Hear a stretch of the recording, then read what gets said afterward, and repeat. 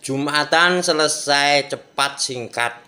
Cari nafkah, mau jadi jihad apa mau jadi sombong riak?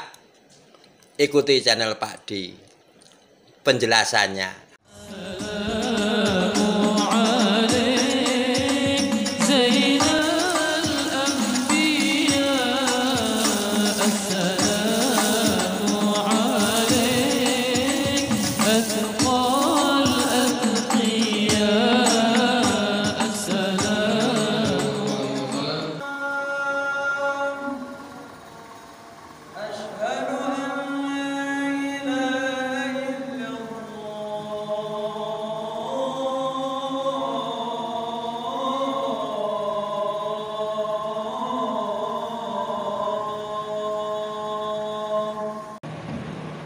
Innal hamdalillah nahmaduhu wa nasta'inuhu wa nastaghfiruh wa na'udzu billahi min shururi anfusina wa min sayyiati a'malina may yahdihillahu fala mudilla lahu wa may yudlilhu fala hadiya lahu.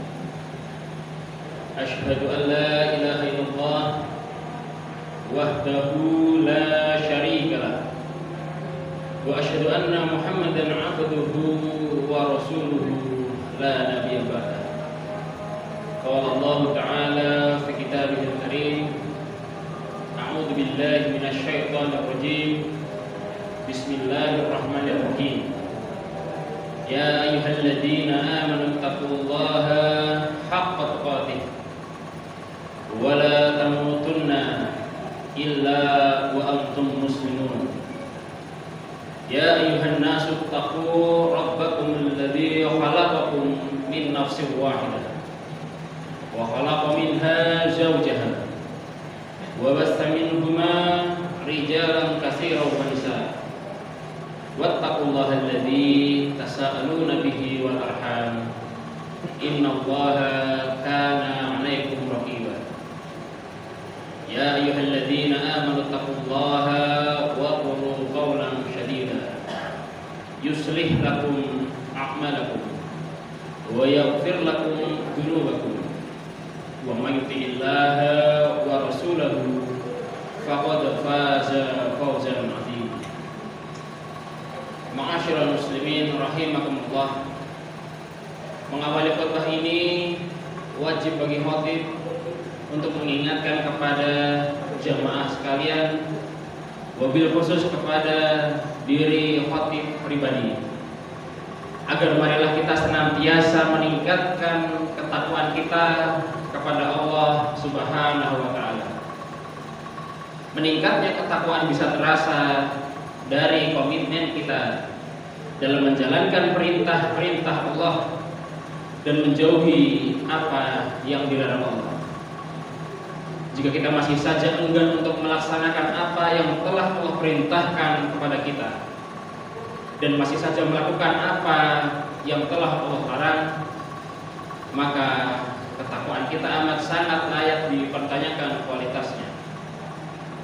Rasulullah bersabda dalam sebuah hadis, ittaqillaha haitsuma kunta wa ati'is sayyi'atal hasanata tamhuha wa khaliqin nas bi khuluqin hasanin. Bertakwalah kepada Allah di mana saja kamu berada. Ikutilah perbuatan buruk dengan perbuatan baik, maka niscaya hal itu dapat menghapusnya. Dan bergaullah dengan sesama manusia dengan akhlak yang baik. Hadis riwayat Tirmidzi. Selanjutnya, marilah kita senantiasa bersyukur kepada Allah Subhanahu wa ta'ala atas limpahan nikmat dan rizkinya yang telah diberikan kepada kita semua. Sholawat beruntaikan salam marilah kita haturkan kepada junjungan kita baginda Nabi Muhammad Sallallahu Alaihi Wasallam beserta keluarga, para sahabat dan juga para pengikutnya hingga akhir zaman. Ma'asyiral muslimin rahimakumullah. Ramadan telah berlalu meninggalkan kita semua. Begitu juga dengan hari raya Idul Fitri dan juga momentum libur Lebaran juga telah berlalu. Maka kita semuanya saat ini telah memasuki rutinitas kita sebagai tulang punggung keluarga, yakni untuk bekerja, mencari nafkah demi mencukupi kebutuhan keluarga kita, anak dan istri kita tercinta. Maka dari itu, bekerja untuk mencari nafkah demi mencukupi kebutuhan dan anak istri kita merupakan salah satu amalan mulia yang diterima di sisi Allah Subhanahu wa taala. Karena dengan mencukupi kebutuhan keluarga kita, maka kita juga telah melaksanakan perintah Allah Subhanahu wa taala sebagaimana tertuang dalam surat Al-Baqarah ayat 233. Allah berfirman, wa 'alal mauludi lahu rizquhunna wa kiswatuhunna bil ma'ruf la tukallifu nafsun illa wus'aha. Yang artinya kewajiban ayah untuk menanggung makan dan pakaian mereka, anak dan istri dengan cara yang betul. Seseorang tidak akan dibebani kecuali sesuai dengan kemampuannya. Imam Ibnu Katsir dalam kitabnya Tafsirul Qur'anil Karim menjelaskan bahwasanya ayat tersebut mengingatkan kita sebagai seorang ayah atau seorang suami agar selalu mencari nafkah atau mencari rezeki dengan cara yang benar dan halal. Maksud dari nafkah yang baik dalam ayat ini adalah sesuai dengan kadar kebiasaan nafkah seorang suami kepada seorang istri dan juga anak, yakni tidak kurang dan tidak pula berlebihan. Maka dari itu, untuk kemampuan masing-masing seorang ayah atau seorang suami dalam mencari nafkah juga telah disesuaikan kembali kepada kemampuan masing-masing seseorang. Karena sebagaimana kita ketahui bahwasanya kemampuan tiap orang itu berbeda-beda. Ada yang kemampuan ekonominya tinggi, ada yang kemampuan ekonominya menengah atau biasa-biasa saja, atau bahkan ada yang memiliki kemampuan ekonomi yang masuk dalam kategori kurang mampu. Hal ini pun telah dijelaskan oleh Allah Subhanahu wa taala dalam Al-Qur'an surat At-Thalaq ayat 7 yang berbunyi, liyunfiq dzu sa'atin min sa'atihi wa man qudira 'alaihi rizquhu falyunfiq mimma ataahu Allah la yukallifullahu nafsan illa ma ataha sayaj'alullahu ba'da usri yusra. Yang artinya, hendaklah orang yang lapang rezekinya memberi nafkah menurut kemampuannya, dan orang yang disempitkan rezekinya hendaklah ia memberi nafkah dari harta yang dianugerahkan Allah kepadanya. Allah tidak membebani kepada seseorang melainkan sesuai dengan apa yang dianugerahkan Allah kepadanya, dan Allah telah akan menganugerahkan kemudahan setelah kesulitan. Ma'asyiral muslimin rahimakumullah. Selanjutnya, seorang suami atau seorang ayah yang masih dianugerahi oleh Allah Subhanahu wa taala berupa kemampuan fisik dan juga jasmani serta rohani yang masih sehat, hendaklah ia selalu mencari rezeki dengan niat yang ikhlas, niat yang baik, dan juga dengan penuh rasa tanggung jawab.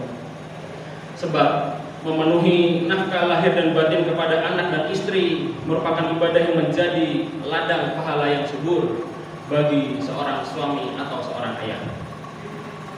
Adapun apabila kita mencari rezeki dengan niat ikhlas, niat yang hanya semata-mata mengharapkan ridha Allah Subhanahu wa taala, maka kita akan mendapatkan beberapa keutamaan, yang mana salah satu keutamaan apabila kita mencari nafkah dengan rasa ikhlas, maka usaha kita dalam mencari nafkah akan dihitung sebagaimana jihad atau berperang di jalan Allah Subhanahu wa taala.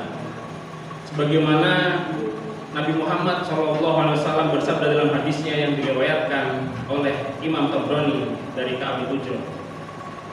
An Ka'ab bin Ujrah qala marra 'ala Nabi sallallahu alaihi wasallam rajulun fara'a ashabu Rasulillah sallallahu alaihi wasallam min jildihi wa nasyatihi faqalu ya Rasulullah law kana hadha fi sabilillah faqala Rasulullah sallallahu alaihi wasallam in kana kharaja yas'a 'ala waladihi sigaran fahuwa fi sabilillah wa in kana kharaja yas'a 'ala abawaini shaykhaini kabiraini fahuwa fi sabilillah wa in kana yas'a 'ala nafsihi ya'ifuha fahuwa fi sabilillah wa in kana kharaja riya'an wa mufakharatan fahuwa fi sabili syaitan.